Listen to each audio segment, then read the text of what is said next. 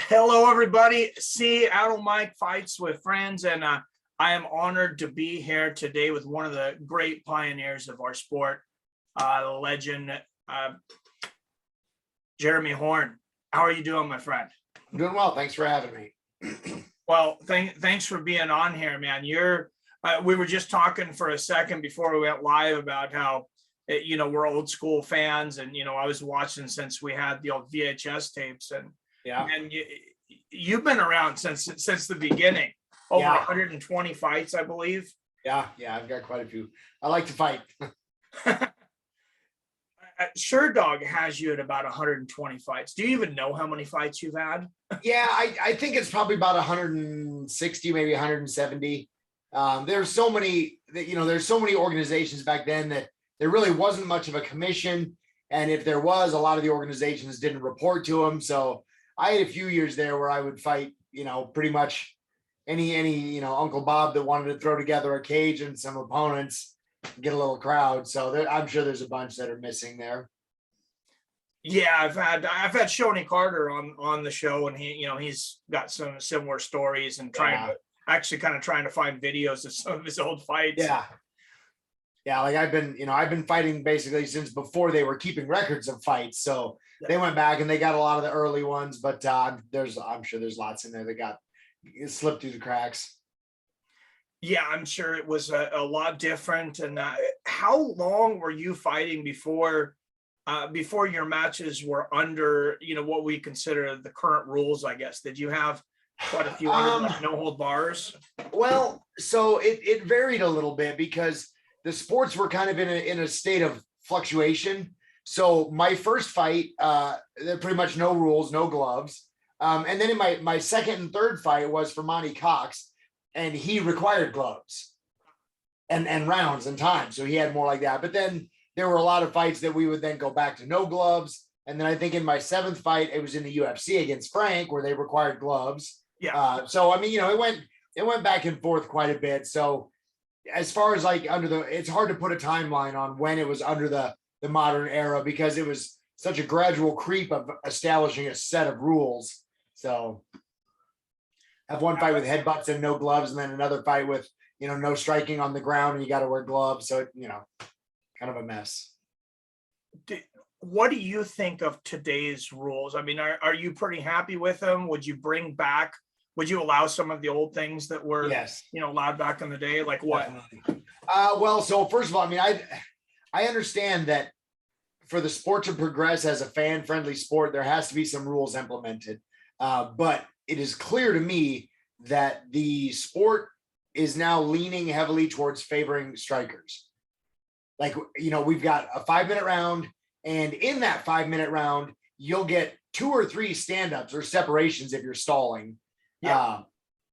So that means a grappler has a minute maybe to be able to engage with somebody, grab them, get to a good position, threaten them enough to make an opportunity to get a submission. You got like a minute to do that. Yeah. Total. Right? I mean, you think about it. The referee says go, the fight starts. If somebody knows you're a good grappler, they can stay away from you for 30 seconds. They can circle around and stay away from you. Then another 30 seconds of pinning you against the cage, trying to drag you down. And that might get separated and restarted. If you get them to the ground, that everybody's a decent enough grappler that they can just tangle you up and stall you out for another minute, and you might get stood up in that. So I mean, there's 2 minutes of a 5-minute round where that guy doesn't have to have any level of grappling at all. He just has to have some stalling ability, and it's hurting the grappler. So yeah, I mean, that's the first thing I would change is I would lengthen the rounds a bit, and I would completely remove any kind of stand-up. It's not fair for a grappler to strategically work his way into a clinch and take the guy down, and it takes him 2.5, 3 minutes to do that, and then he gets stood up after 15 seconds of inactivity on the ground. That's just not fair. Yeah, I know there's different referees that feel differently about that. I believe Herb Dean's one of the guys that, lets guys stay on the ground a little longer. Sure. Not a big fan of stand-up. Right. And I mean, if you're reasonably active, it's one thing, but still, I mean, now we got to contend with the guy that is is stalling, actively trying to hold on to you and slow you down. So I mean, you got to deal with that. as well as a lot of our, major weapons are taken away. Yeah. Like knees to the head on the ground, headbutts from the guard. I mean, if you headbutt somebody from the guard, that's going to force them to move a little bit. It's another weapon that you can use. If nothing else, you can use it to score points in the referee's eyes to demonstrate that you're trying to do something. So yeah, there's a lot that I would change, but the problem is the things that I would change, I don't necessarily think would make it super fan friendly. Yeah. It'd be more tangled up, slower paced fights on the ground. And I know that's not what the fans want. The fans want to see two guys standing up, throwing bombs at each other and hoping that one guy gets knocked out. Well, I think they would like the headbutts part, especially like Mark Coleman back in the day, man. That was a weapon. Yeah, definitely. That guy was a beast. And I mean, to play devil's advocate a little bit, I mean, and definitely not disagreeing with anything that you're saying, but as far as the striker, I felt like, not allowing the knees to the head and the kicks to a downed opponent. I kind of feel like you took a little bit of weapons, maybe. Absolutely. Absolutely. Well. You get a striker that's got a decent sprawl. Knees to the head from that front headlock are a good weapon. And it's going to force a grappler to react to that, not take a lazy shot and lay on all fours and hope to grab a leg, or honestly hope for a stand up where they can reset to a safe position and try that shot again. But yeah, I'm all for going back to the early days when it was mostly two people fighting with as few of rules and as little interaction from a third party as possible. But again, that's not always fan friendly. So yeah, and I think that's I know that's watch. Yeah, I know that's what Jorge and Gracie wanted, when we started this thing. Yeah. With Art Davey, and then Big John McCarthy came in and helped write the current rules. I think he would love it like that too. But I think so too. He was smart. But he understands. I mean, when you're trying to take in a lot of different elements, you've got obviously the safety of the fighters, the entertainment value to the fans, which that's kind of another topic. I personally don't care about that. I fight because I want to fight. I like fighting. I appreciate that the fans enjoy what we're doing, but I'm not fighting to entertain them. I'm fighting because I want to prove to myself that I can do this. So, I appreciate their support and I appreciate that they enjoy the sport, but I'm there for me. Yeah, it's kind of one of these weird things. It's like, I know, they buy tickets and they buy DVDs or whatever, but also does it ever feel like it's kind of like, man, all these people are trying to tell me how to do my job. And it's like, you don't know what my job is. I'm risking my livelihood here. And yeah, absolutely. Well, I still come from the mindset of like martial arts, particularly MMA. To me, it's about fighting. And that means it's in large part about self-defense. Yeah. So, they're like, well, don't leave it in the hands of the judges. Like, no, screw that. Yeah. You're telling me if these guys can't do their job well, I'm supposed to fight recklessly because I'm going to try to get a finish so that I don't get robbed on a decision? Like, no, that's not what I'm about. I'm going to win. I'm going to be aggressive, but I'm going to be strategically sound and intelligent about that. And if that means it ends up going to a decision because the guy I'm fighting is good and we nullify each other to a certain degree, that doesn't mean that I should just throw caution to the wind and be reckless. Because at the end of the day, I'm trying to go home safely. I want to win, but my own safety is a huge concern as well. I'm not going to be, I don't want to walk out of there with two broken hands, a broken nose, and CTE. And I mean, I think it's a testament to, your intelligence, your fight IQ, being that you've had, like you said, somewhere around 170 fights, and yet, you can still speak intelligent with all your faculties. So, well, some would say it's not such an intelligent perspective, but I appreciate it. Yeah. I try to protect myself. Speaking of judging and refereeing, I know for a while you were putting your hand in the ring or putting your feet in the ring there for that a little bit. Are you doing any judging or refereeing right now? I do. I haven't for a while. I enjoy judging and reffing. It's just fun. I just love being part of the sport. Being a referee is the greatest spot you can have. I'm right there in the ring. That's the best seat in the house to watch the fights. I love being involved with it as any way I can, but I haven't done a whole lot lately. Just been busy with the gym, and it's kind of becoming like being a referee or a judge is kind of its own lane. And if you're not in that lane all the time, it's hard to kind of jump in and out of it. It seems like even maybe more so than referees, or around the same. It's like you're seeing the same judges' names all the time. Maybe that's a good thing in the UFC. I don't know. Maybe you're getting the most experienced judges. Well, I hope so. I think the guys that are judging those fights are generally pretty good. There's a few that are bad, and I think they're slowly being weeded out. But the problem is, at least locally in some regional areas, the most qualified people to be judges and referees are ex-fighters. I mean, who knows the sport better than an ex-fighter? And there's always exceptions. Some people don't know what they're looking at anyway. But to take somebody that does not know the sport at all, they come from, say, a boxing background or a kickboxing background, and then tell them to try to judge what a grappling scenario looks like and who wins that's just incredibly hard. You're going to get a lot of errors and a lot of problems there. But now we're kind of getting around that. The judges that are there have been around long enough that for the most part, they know what they're looking at. A lot of the local judges are, they do train. They're big fans of the sport anyway. At the national level, generally the UFC, they're being handed judges by the Nevada Athletic Commission. And those judges don't necessarily know what they're looking at. Some do, some don't, but just kind of luck of the draw. Yeah, I remember the first interaction. I don't know if you even remember this, that I remember I had with you on Facebook, though. We were talking about the Demetrius Johnson, Henry Cejudo 2 fight. And at the time, I've rewatched it, and I have changed my mind. At the time, I thought, oh, Henry Cejudo, squeak that one out. And you're like, no, man, not a chance. I've had that same argument with a couple of guys in my gym. If you go back and look at that fight, he was able to, I don't even know if you'd really say that he got a takedown, because to me, first of all, takedowns aren't really that valuable if you don't do something considerable with it. But just because you get somebody to sit on the ground for a moment and then they get right back up, that I don't care. That's meaningless. Yeah. I mean, I guess it scores you points for aggression and a little bit of control, but it's not as big as people think. You go back and watch that fight. Demetrius landed way more strikes, nullified almost all of Henry's takedowns. I think there was one round, I haven't watched the fight in years, but I think there was one round where he secured a takedown and stayed on top and controlled the majority of the round, and I gave him that round. But if I remember correctly, I think I scored it like 4-1 for Demetrius. That's how I remember too, as far as the takedowns and things. And, that's when I went back and looked at the WBC Unified Rules of MMA.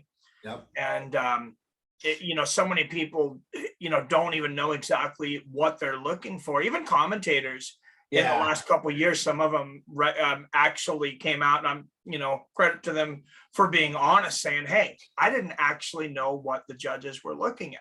Sure. Well, it's, I get it. It's, especially for commentators and for fans alike, but there's an element of emotion and excitement there that's hard to put aside and look at the fight as a judge. You'll see it all the time. It's a really exciting fight. And then, with like 30 seconds to go, one fighter will get a takedown. And you'll have Joe Rogan of all people go, oh, so-and-so might have stolen that round. Like, no, you cannot steal a round, right? If it's a close round, we're talking 50-50 going into the final 30 seconds and somebody does something drastic. Yes, they tip the scale in favor of them, but that's not stealing a round. If you lose 4 minutes of that round, a takedown does not win you that round. But I get it, and he knows better, but he gets excited, he gets in the moment, and I've felt that same way sometimes and thought, ooh, I hope he, maybe he stole that round, but I'm like, no, but it's emotion talking. You get excited. So yeah, I love Joe, and as the years have gone on, sometimes, I think he has, thrown some of his commentary in there more for entertainment purposes. Sure. But I'm sure I'd do the same thing. Yeah, I mean, that's what's great about Joe is he's actually a huge fan of the sport, and he's involved in the sport. That's why we love him, But yeah, sometimes you get a little emotionally involved, and you kind of say things that don't quite fit the scenario. But that's why we love him, because he's he wears his heart on his sleeve, so to speak. Exactly where he stands. So, I don't want an impartial, unbiased commentator that's just dry and matter of fact. That's no fun. Yeah, no, for sure. Going back to those unified rules of MMA for a second, though, it's like I judge all of the fights as I do my fight companions, because I do fight companions pretty much every week.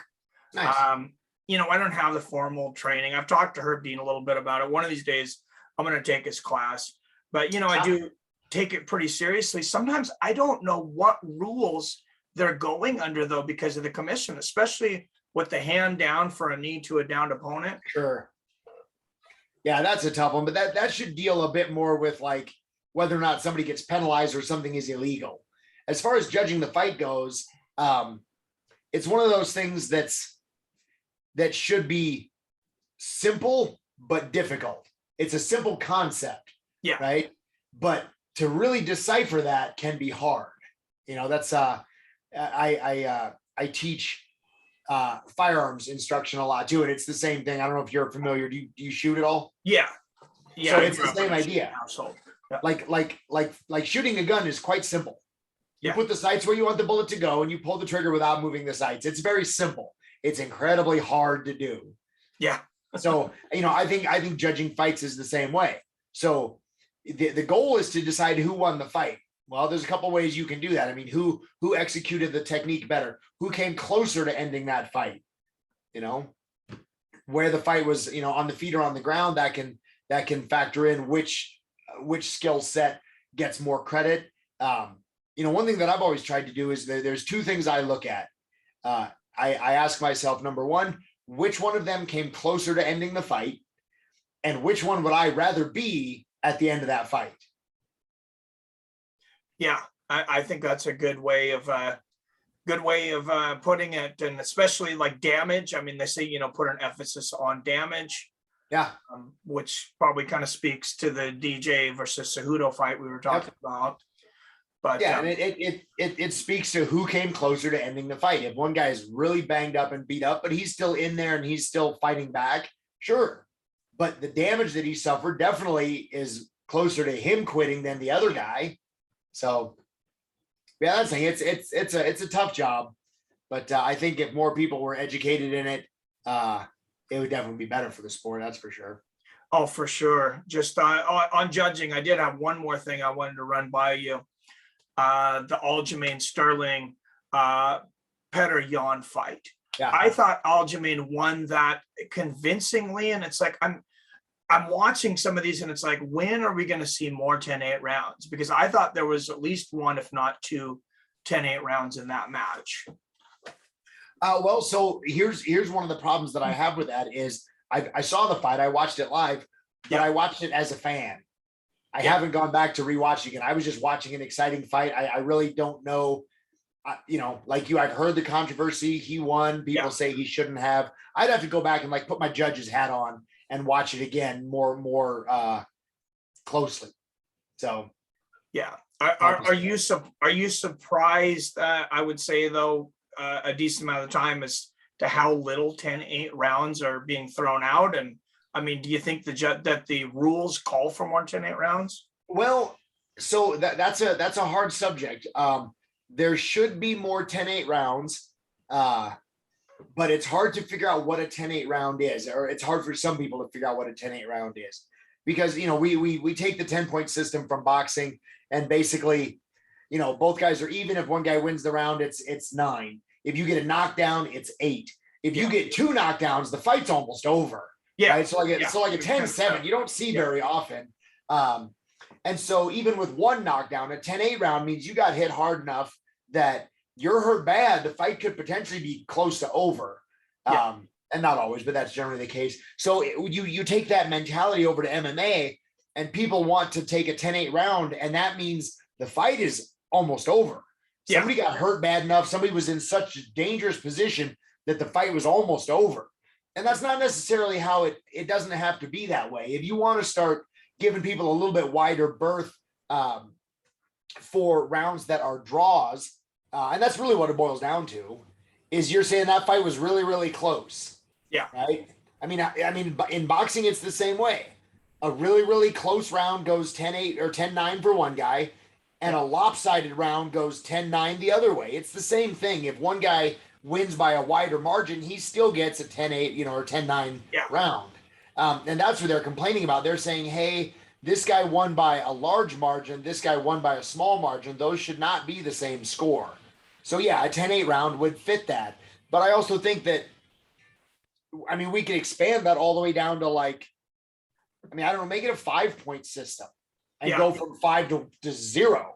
It's 5 to 4, 5 to 3, 5 to 2, 5 to 1. But now what you're saying is those judges have to be able to gauge how much of a win was that? By how big of a margin did he win that? And now you're just putting more trouble into the hands of the judges that already don't really know what they're looking at. So the system could, that system could work. More 10-8s could work, and it would fix the problem. But the biggest problem is we don't have judges that are as competent as they should be. And, they're getting better. Everybody's working harder. Everybody's moving. But, back in the day, Dalby Shirley and Adelaide Bird, who are ancient boxing judges that half the time aren't even watching the fight. Like I remember seeing videos in boxing. Dalby Shirley was literally asleep ringside. Oh, wow. He was nodding off ringside, and he's a judge in the fights, right? So you can't have that guy in MMA, or Adelaide Bird. You can't have those people judging fights. They don't even know what they're looking at, and they don't even care.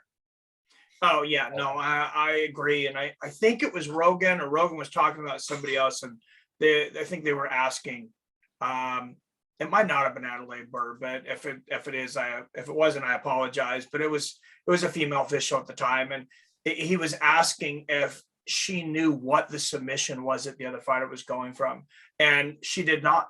She basically, it sounded like she just didn't even know jiu-jitsu at all. Right. Yeah, and that used to be very, very common. And honestly, I don't pay attention to who the judges are when I'm watching a fight. I don't listen. Although there's some red flag names that come up that I hear. But yeah, so it's very possible that the judges are getting better. But yeah, it was very common that judges did not know jiu-jitsu. They did not know MMA. They did not know what they were looking at.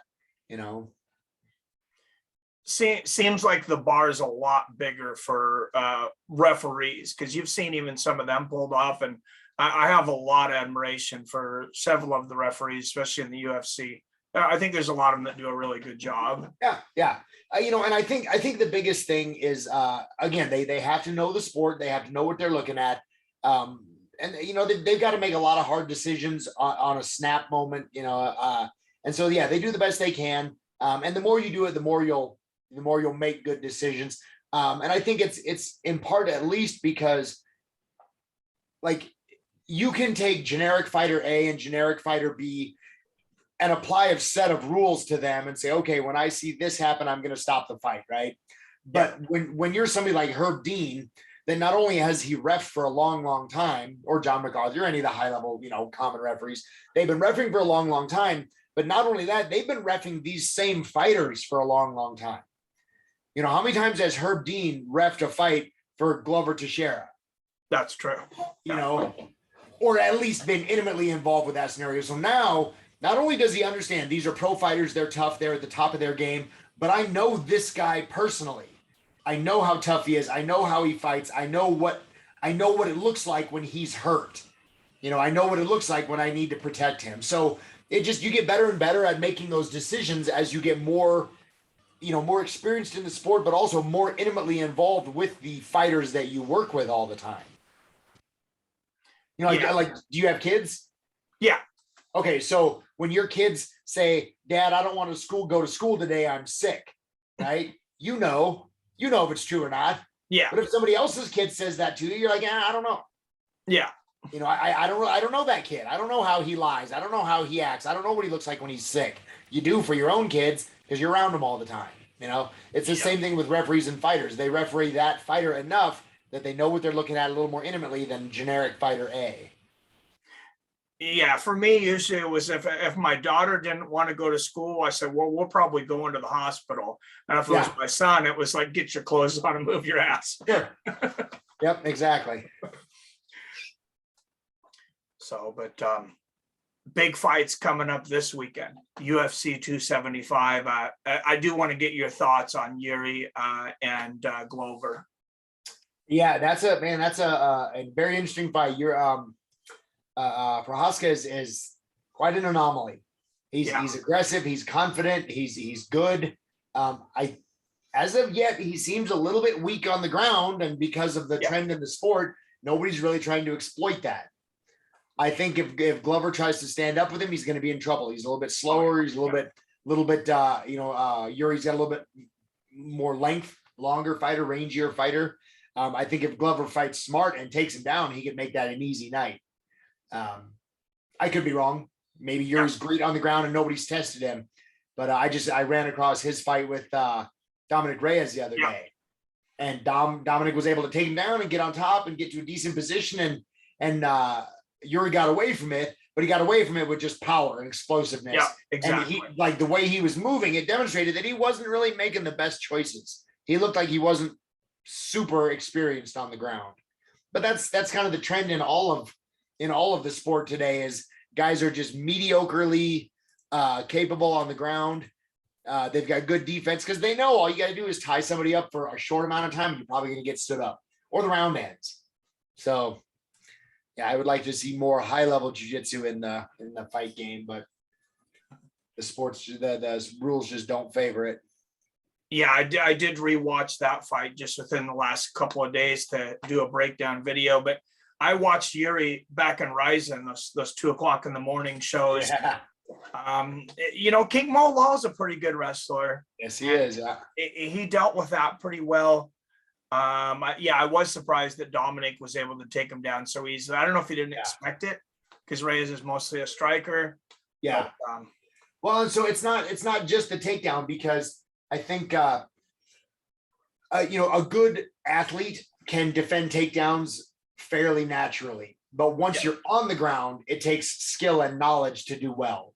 Athleticism can help you when you're defending takedowns, and when you take a guy like Yuri who's got really dangerous stand-up, unpredictable, unorthodox, and then you add that level of athleticism in there, you have a guy that's maybe a little timid of getting hit, a little more timid because it's Yuri and his weird style. It can cause a big problem. Yeah, I'm very impressed with Yuri. I mean, of course, I've been impressed with Glover for a long time, but that guy's striking is scary. It's When it's scary, just because he's so confident and so committed that he throws everything with ill intentions and just reckless abandon. And sooner or later, he's going to get blasted out of this world. But so far, he's been tough enough and good enough that nobody's quite been able to do that. That's always the way it goes when you have guys like that have that kind of style. And to a certain extent, Lyoto Machida was like that. Oh, yeah. Kind of hands down, kind of elusive, kind of hard to hit, gonna spring in and blast you. But once people kind of started figuring him out a little bit and just rushing him and just swinging wildly, he started getting clipped here and there. And it doesn't pay off. Hands up and solid defense, I think, is the way to go. And you can get away with that kind of shit for a long time, but sooner or later, somebody's going to catch you. And it doesn't mean that that's your demise from now on, but if every 10 fights you get knocked out because your hands are down, I'd say you got a decent ratio. You win the other 9, Yeah, no, that makes sense. Yeah. Big strikers. Who was the biggest striker? Who was the hardest hitter that you ever fought? It's hard to say. Obviously, I fought a lot of hard punchers. Chuck's got to be way up there. Yeah. I fought a guy in Holland years ago. His name was Khalid Arab, a typical Dutch Muay Thai guy. He hit incredibly hard. I shot in. He caught me with an uppercut on like the crown of my head as I was coming in, and I was seeing stars even from that. So yeah, he hit pretty hard. But yeah, like Chuck or him, I think got to be a toss up. Those two guys. Yeah. I didn't listen to a lot of interviews from you because I wanted things to be natural, but I was listening to one interview you had where you said you didn't maybe cut as much weight as you might have in modern days. Would you have fought in a different weight class if you fought today? Well, that's kind of a hard question to answer because most of my career, I walked around between 200 and about 210, and I was always a little bit soft. And I would fight at 185, and it was a decent cut for me from 205-ish to 85, or I'd fight at 205 sometimes, and then every now and then I just fight at heavyweight anyway. Yeah. But in reality, if I was as dedicated as I should have been and like lean and a 6-pack, looking like most of the athletes today do, I probably would have been walking around at about between 90 and 95, and I probably would have fought at welterweight. Okay. But I just didn't want to because like I fought because I liked fighting, not because I wanted to ruin my happiness Yeah. and just be a Nazi with my diet. You know, I could have, but I just didn't want to.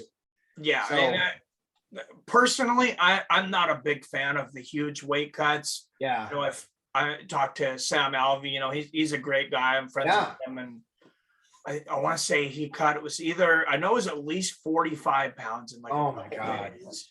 In like a couple days. And I'm just like, man, that is you know, we've already seen guys passing out on the way to you know, to the fight on the scales. It's like, yeah, that's no good. But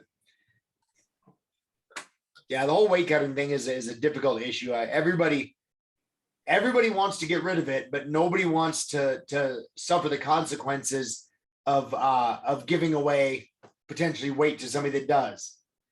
Right? Everybody understands, right? Like, I don't want to cut weight, but I'm also not going to go into a fight. Well, I have, but I'm not going to go into a fight at my natural weight and potentially give away 30 pounds to the guy that did cut weight. Yeah, I mean, we did the same thing in judo. Back when I was in judo back in the day, you know, we had in high school, we had 156 and 172. That was my two weight classes. And it's like, and I walked around 165, but if I was eating, I really probably could have been closer to 185. I just was not eating enough to stay at weight. And even that 9 pounds was kind of a brutal cut. I went up to 172 and I was 10 times better. Sure. Yeah. Being healthy and fresh, there definitely is an advantage to that, but it also, it kind of plays into your style as well. Because if you're the kind of guy like, say, like Frankie Edgar, you know, or Stephen Thompson that relies on movement and skill as opposed to just big, heavy power, then yeah, you're probably going to benefit more from fighting at a healthy, natural weight, close to your natural weight, because you need that energy. You need that, you know, that explosiveness and that energy to maintain that. But if you're a guy that's, you know, you're kind of a big power guy and it's either I'm going to knock you out in one round or I lose, well, then it probably makes sense because you can cut a shit ton of weight and you can probably perform for one round. You're just not gonna be able to sustain it. Yeah. You know? So. Yeah. And so some of the commissions have, I wonder if that's why the UFC almost never comes to Washington now, because it's a same day weigh-in. Oh, yeah. Well, and that potentially just makes it even more dangerous because guys are going to cut weight anyway, but then they're going to fight dehydrated, and that's even worse. That was my thought on it, because I know their ideas like, oh, we're not going to give them as much time, so they're going to be less encouraged to cut weight. But I'm thinking like they're going to cut it weight anyways. Yeah. Well, the whole weight cutting issue is a difficult one because there's really no fair way of doing it. Because I've had people, you know, everybody says the same thing. Oh, make it same day weigh-ins, and I'm like, you know, force everybody to fight at their natural weight, whatever. But even if you do that, let's say that everybody is now going to be 100% honest and they're all going to fight at their natural weight. And we trust that everybody's going to do that. So let's say I weigh in, you know, I walk around at 208. Am I required to be a heavyweight or am I allowed to cut 3 pounds to make light heavyweight? Right. Well, then, so you let me cut 3 pounds and then the guy that weighs 210 goes, well, why can't I cut 5 pounds? Yeah. You know, and then the guy that weighs 215 goes, well, why can't I cut a little bit more? It doesn't, you know. So there's no fair way of doing it other than to draw a line in the sand and say, look, this is the weight. If you can make the weight, you're good to go. And however you do it is up to you. Be safe. We hope you do it well. We hope you do it intelligently. But you know, it's just like driving, right? The speed limit on the freeway is 55. Is 56 dangerous? Yeah. Is 60 dangerous? 65? Well, if you get pulled over 65, you're going to get a ticket because that's the law. The line in the sand is 55. Some, you know, but if you're going 110, yeah, that's dangerous. You need to be pulled over, right? But you got to draw a line somewhere. You got to make a line. You know, you got to make a mark somewhere and say, look, this is it. You can't go beyond this. So make the weight. If you can make the weight, you're good to go. If not, you know. Do you think more weight classes would make a big difference? It would help some people, but I don't think it would make. I mean, you'd still have some guys cutting huge amounts of weight. Yeah. It would make it easier for that guy that's kind of stuck in the middle. You know, the guy that can make he make 170 easily, but can't make 155. Maybe would do well at 165. Yeah. So, but more weight classes are definitely going to, you're going to take that guy that walks around at 210 that, can't make it to 170. So he cuts to make 185, but he can maybe stretch to make 180. Yeah. Yeah. That weight class. And he's going to be trying, he's going to be hurting more to make a little more, but it'd be good for some, bad for others. Yeah. Yeah. I've thought about that quite a bit. And yeah, that's kind of where I landed on that too. I like the hydration testing thing, but that's just a ton of work. If you're going to just hold their feet to the fire and, kind of like they do with USADA, just random testing, your people are going to show up and you're going to have to pee in a cup for them. If they did the same thing with hydration testing, of course, there's people ways around that. There's ways to cheat around everything, but that might be better. But that's a lot of money. That's a lot of work to be able to randomly stop into a gym and check somebody's weight and see if they're within a fair range.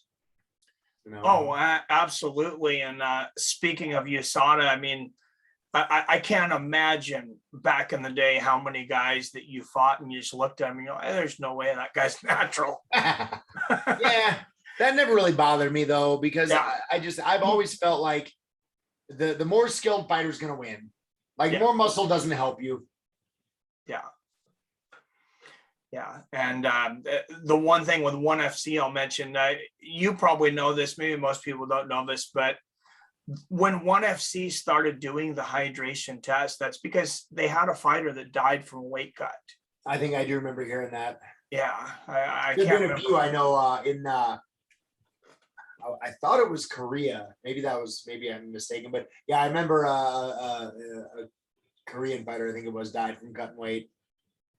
That it could have been Korean. Yeah, I couldn't remember their name, but I just always bring that up when people, like, oh, we want to give ONE FC all this credit and stuff, and it's like, well, wait, I'm glad they're doing it now, but and that's, I just don't want to see that happen in the UFC. Sure. Other places. So I do, man, that's just brutal. I can't imagine, even you talking about cutting like 20, 25 pounds or whatever it is. It's like, that's like, seems like almost as hard as doing the fight itself. Oh yeah, it's worse. Yeah. But most people will tell you like you're not getting paid to fight. You're getting to make weight. Making weight is the hard part. The fight's the fun part. The fight is the rewarding part that we all train for, that we all love.